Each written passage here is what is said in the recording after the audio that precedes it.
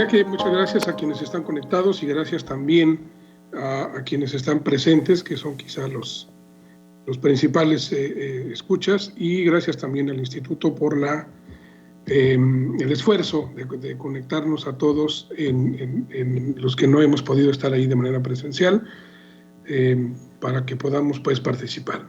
El proyecto que voy a platicarles un poco lo que hemos avanzado es un proyecto PAPIT.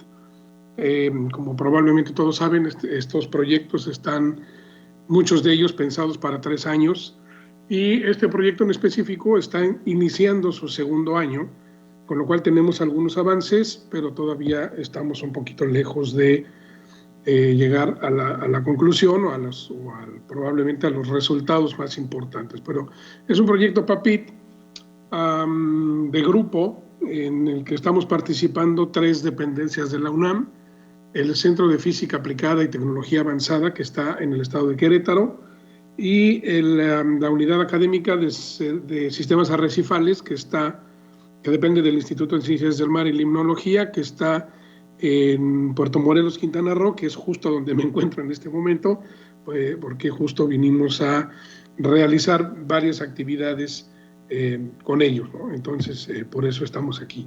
Me disculpo porque la presentación está en inglés, pero hemos hecho esta presentación del proyecto en varios foros y hemos encontrado que lo mejor es tenerla en idioma inglés. Así es que esa es básicamente lo que voy a presentar. Voy a poner una introducción, voy a hablar del trabajo que hemos hecho experimental y numérico, para luego hacer el principio de conclusiones. Entonces, el proyecto, como pudieron ver en la primera diapositiva, no me voy a regresar para ahorrar tiempo, pero el proyecto tiene que ver con hacer desarrollo tecnológico para recuperar la resiliencia y, en la medida de lo posible, también favorecer la resistencia de las praderas de pastos marinos del Caribe mexicano. Y bueno, quizá lo primero que uno se tiene que preguntar es por qué el pasto marino es tan importante, y en realidad tiene muchas funciones ecológicas, muchas funciones morfológicas, es decir, su presencia o no y su salud determinan en buena medida la salud de las playas, que a fin de cuentas es donde los humanos vamos y nos paramos, pero deberíamos tener muy claro que el hecho de que haya pasto con buena salud sirve o ofrece muchos servicios, como alimentación para muchas especies, como hábitat, como trampa de sedimento y también como atenuador de la energía del oleaje, y por lo tanto al desarrollar todas estas funciones tiene pues muchos beneficios para la playa misma, para los ecosistemas y obviamente para la actividad humana. Entonces es esencial que entendamos de mejor manera el funcionamiento del pasto, cuáles son las condiciones que lo ponen en peligro, cuáles son las condiciones en las que le gusta más crecer, como para que podamos ir haciendo algunas modificaciones cuando sea necesario y podamos no solo protegerlo, pero también conservarlo, y en el estado actual de las cosas también va a ser muy importante restaurarlo. Entonces, desde este punto de vista, hoy día los colegas del Centro de Física Aplicada de Querétaro identificaron como uno de los principales peligros a la existencia de las praderas de pastos en el Caribe mexicano los arribazones masivos de sargazo que hemos estado viendo en años recientes.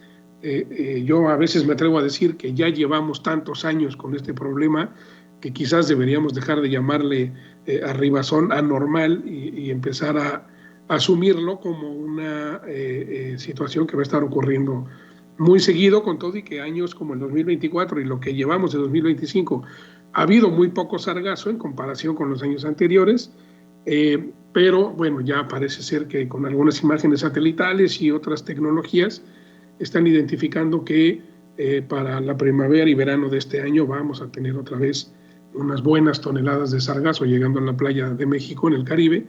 Y entonces, bueno, tenemos que aprender a vivir con este problema y aprovecharlo lo mejor que se pueda. El asunto es que estas grandes arribazones de sargazo llevan consigo agua que termina siendo anóxica y que además tapan la luz solar, y entonces el pasto marino que está en el fondo empieza a sufrir, empieza a estresarse y después empieza a morir. Entonces, una de las soluciones que encontraron o en las que están trabajando los colegas de Querétaro es en encontrar medios de uso del sargazo, pero que utilicen el sargazo en cantidades industriales, porque muchas de las aplicaciones que hay por ahí, que para medicamentos y para una serie de situaciones, no resuelven el problema porque usan muy poquito sargazo y entonces no se avanza en el tema de desaparecer volúmenes importantes de sargazo. Entonces, ellos lo que están buscando son aplicaciones que usen sargazo de manera masiva. Una de ellas es el desarrollo de filtros para la calidad de agua. Ahí mismo, en este caso, estamos trabajando en Puerto Morelos, los 3 grupos, y obviamente que uno de los problemas que hay ahí en Puerto Morelos es la calidad del agua que se descarga al mar, porque Puerto Morelos no tiene un sistema de drenaje propiamente dicho, no tiene por lo tanto planta de tratamiento, y entonces la mayoría de las colonias de Puerto Morelos tienen descarga a composta, y la composta pues se va filtrando el agua hasta que llega al mar, y eso pues sí impacta en la calidad del agua de lo que se llama la laguna arrecifal, que es el volumen de agua que está entre la playa y el arrecife de coral. Ahí es donde habita el pasto y ahí es donde se está deteriorando la calidad de agua. Entonces, la idea de los colegas de Querétaro es desarrollar filtros a base de sargazo. Y ahí pueden ver en esta diapositiva del lado izquierdo el proceso que ellos están siguiendo, que es tomar sargazo, secarlo, pulverizarlo, convertirlo en celulosa, primero en fibras, después en cadenas y al final en esponjas de celulosa, que son ya lo que se puede utilizar como filtro para poner en tuberías. Y ellos allá en laboratorio lo que han probado es la capacidad de remoción de diferentes contaminantes, sobre todo contaminantes que están ahora en crecimiento, ¿no? Uno de ellos es el tritón, que básicamente está en productos de limpieza, y en algunas otras aplicaciones. Es un compuesto que se usa mucho y que se ha encontrado en concentraciones importantes en el agua urbana y en el agua marina. El glifosato, que es básicamente producto de la agricultura y de procesos que tienen que ver con ello, y el ciprofloxacino, que es un antibiótico, ¿no? que hoy día la cantidad de antibióticos que hay en el agua de todo el mundo es altísima, y la gran mayoría de procesos de filtración no son capaces de removerlo, y bueno, con estos filtros hechos con sargazo en altas cantidades, se ha logrado reducir bastante o de manera satisfactoria la presencia de estos contaminantes. Eso ya, como pueden ver allá abajo, está publicado.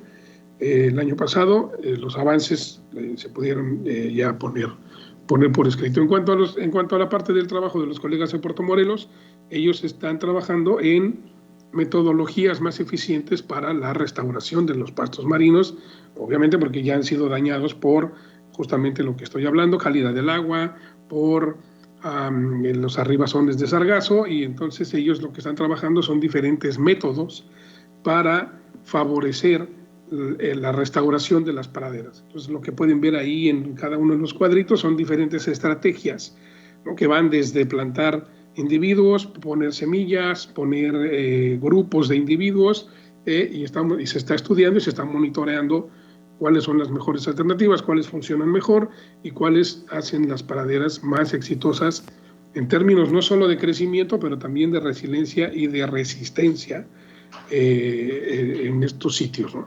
Doctor Edgar. Entonces, este trabajo, también los avances ya están publicados y es el trabajo de nuestros colegas. En el caso de nosotros, en el Instituto de Ingeniería, Doctor lo que estamos Edgar, haciendo es entender ¿sí? Perdón por la interrupción. Estamos ya nada más sobre el tiempo. Vemos que faltan unas 20 diapositivas. Nos quedan 2 minutitos. No sé si nos podamos ir acercando un poquito a la conclusión.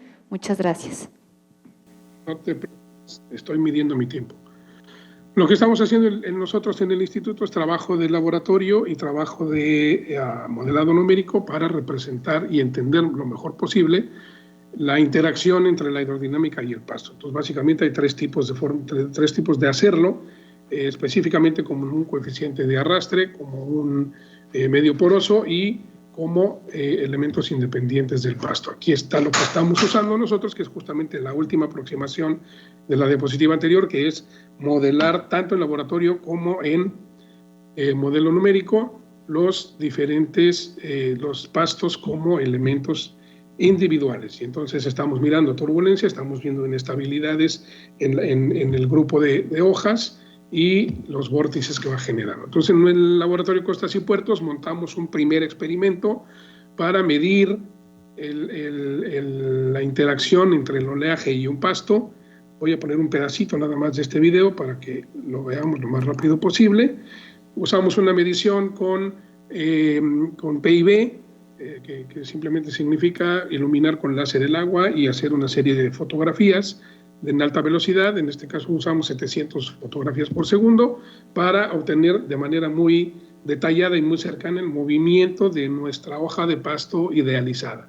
Entonces tenemos ahí ya los movimientos como los hemos ido encontrando, y no solo tenemos el movimiento, sino que además tenemos el campo de velocidades asociado.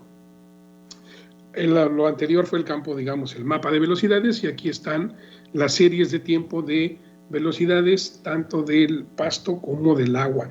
Idealmente deberían ser muy parecidas, pero no lo son, sino que el pasto reacciona al agua y tiene por ahí un desfase con respecto a ello.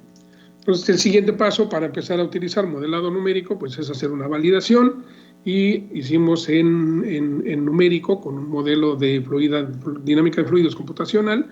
Reprodujimos el ensayo de laboratorio y aquí tenemos las validaciones. Obviamente esos puntitos es lo que obtuvimos en el laboratorio, y las líneas rojas son lo que nos fue dando el modelo numérico, con lo que podemos considerar que el modelo está bastante bien calibrado y por lo tanto validado para representar el movimiento del pasto y el agua. Y luego que hemos ido avanzando ahora es, como partimos de un solo individuo, de una sola hoja de pasto, ir incrementando el número de hojas para poder representar eventualmente una pradera de pasto. Entonces, estos son resultados preliminares del modelo con, como se podía ver ahí, un bloque, una matriz de 16 hojas.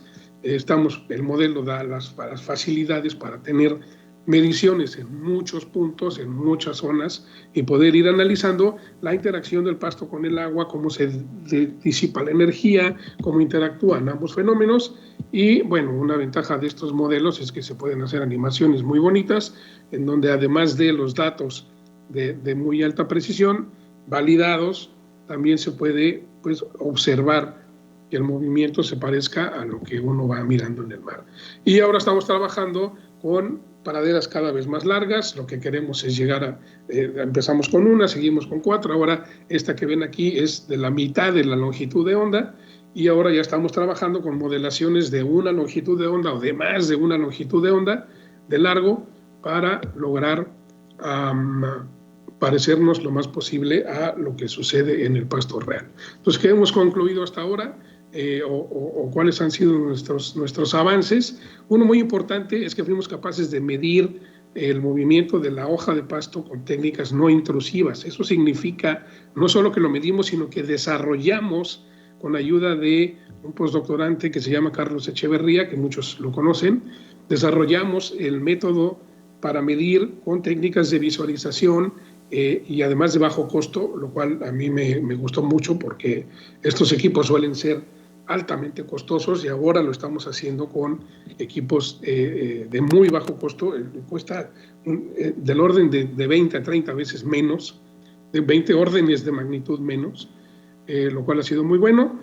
Fuimos capaces de representar muy bien el movimiento del pasto y luego replicarlo con el modelo numérico, y estamos trabajando en ir creciendo la pradera de pasto. Luego la idea es cruzar esta información con lo que están haciendo en campo aquí en Puerto Morelos para ver cómo está funcionando cada una de las estrategias de restauración y poder tener conclusiones certeras sobre cuál es la mejor, cuál es la más recomendable, y vamos a empezar a hacer en este año 2025 ya pruebas tanto numéricas como en campo para encontrar justamente cuáles son las mejores posibilidades. Si mi reloj no falla, justo he tomado 15 minutos. Muchas gracias, doctor Edgar Gerardo Mendoza. ¿Hay preguntas? ¿Hay comentarios? Adelante. Hola Edgar, soy Rosa María Flores. Muchas gracias por la presentación, felicidades. Y bueno, todo lo que están haciendo en laboratorio y en campo, referente al movimiento del pasto, etcétera, pero la relación con las arribazones de sargazo y la obstrucción solar, no hay mucho que se pueda hacer a ese respecto, ¿no? Del efecto del sargazo y la incidencia de luz sobre la muerte del pasto, ¿no?